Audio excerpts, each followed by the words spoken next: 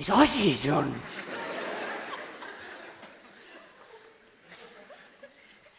See on kõige hullem rämpstoit, mida ma tean. See on nagu hamburger ilma pihvita. Selle koha peal on lihtsalt veel rohkem saia. Ümmargune kollane käkk vahtu pekstud pauk peale. Mida see sümboliseerib? See on ka kuidagi, et Jeesus kannatas ja nüüd pead sina kannatama.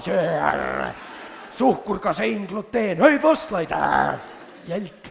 Üldse, see kräpp, mida me nimetame oma rahvusköögiks, see tekitab kõhus sellise gaasitormi, et saaks selle suure punase ballooni täis lasta, mis nõukaajal suvila köökides on.